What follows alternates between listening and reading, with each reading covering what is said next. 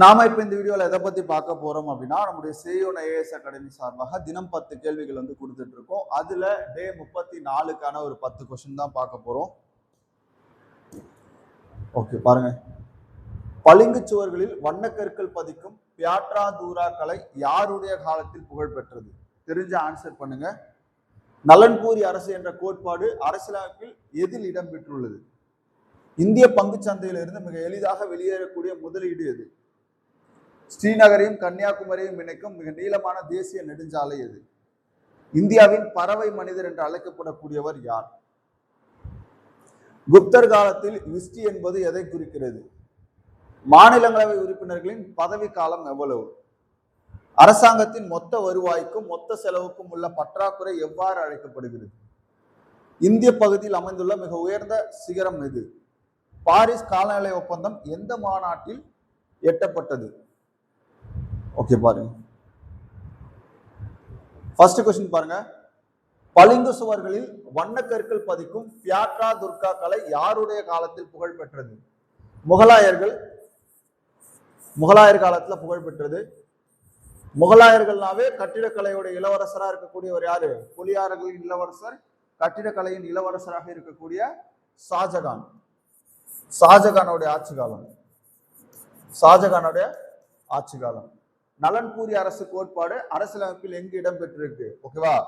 Welfare state அப்படின்னு பார்க்கும்போது டிபிஎஸ்பில இருக்கு. அரசு நெறிவுறுத்தும் கோட்பாடு பகுதி 4.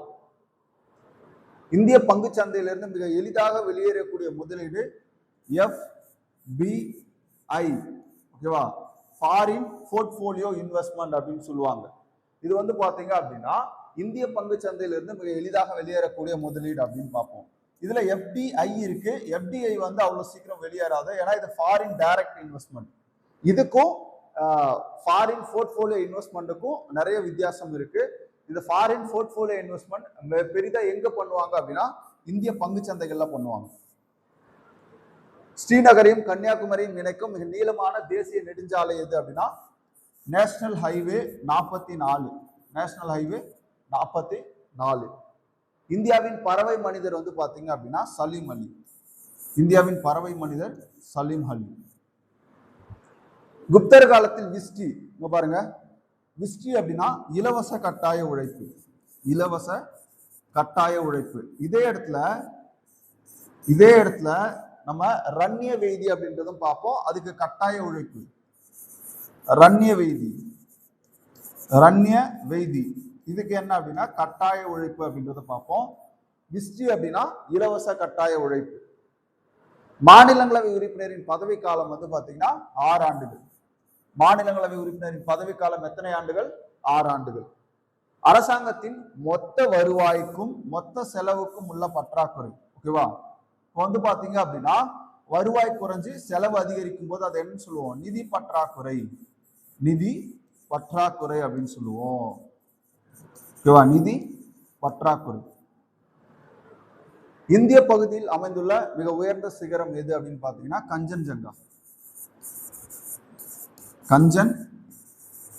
கஞ்சன்ஜங்கா. பாரிஸ் காலநிலை ஒப்பந்தம் எந்த மாநாட்டில் எட்டப்பட்டது அப்படின்னா COP21, கான்ஃபரன்ஸ் ஆஃப் பார்ட்டி 21, 2015. ஓகேவா? இந்த மாநாட்டில் நம்ம ஏற்படுத்தியிருக்கோம். சரி, ஓகே, கீழே ஆன்சர் பார்ப்போமா? ஓகே பாருங்க. அந்த பியாட்ரா அப்படின்ற ஒரு கலை, அது வந்து முகலாயர்கள் ஷாஜகான் ஆட்சி காலத்துல கொண்டு வந்திருப்பாங்க. வெல்ஃபேர் ஸ்டேட்டை பொறுத்த வரைக்கும் டிபிஎஸ்பி. எந்த முதலீடு பங்கு சந்தையிலிருந்து ஈஸியா வெளியேறும் அப்படின்னா FEI. ஓகேவா? Foreign portfolio investment. ஸ்ரீநகரையும் கன்னியாகுமரியும் இணைக்கக்கூடியது 44. பறவை மனிதர் டாக்டர் சலீம் அலி. விஸ்டி அப்படின்றது கட்டாய இலவச உழைப்பு. 6 ஆண்டுகள். எதுக்கு அப்படின்னா மாநிலங்களவை உறுப்பினருடைய பதவி காலம். நிதி பற்றாக்குறை, வருவாய் பிளஸ் செலவுக்கு இடையில இருக்கக்கூடிய அந்த வேறுபாடு. கஞ்சன்ஜங்கா இந்தியாவின் மிக உயர்ந்த சிகரம். COP21 இந்தியாவில் இருக்கக்கூடியது. ஓகேவா? COP21 வந்து பாத்தீங்கன்னா உங்களுக்கு பாரிஸ் காலநிலை ஒப்பந்தம் ஏற்படுத்தப்பட்டிருக்கும். அப்ப இன்னைக்கான 10 கொஸ்டின் பார்த்திருக்கோம். அதுக்கான ஆன்சரும் நம்ம வந்து பாத்தீங்கன்னா பார்த்திருக்கோம்.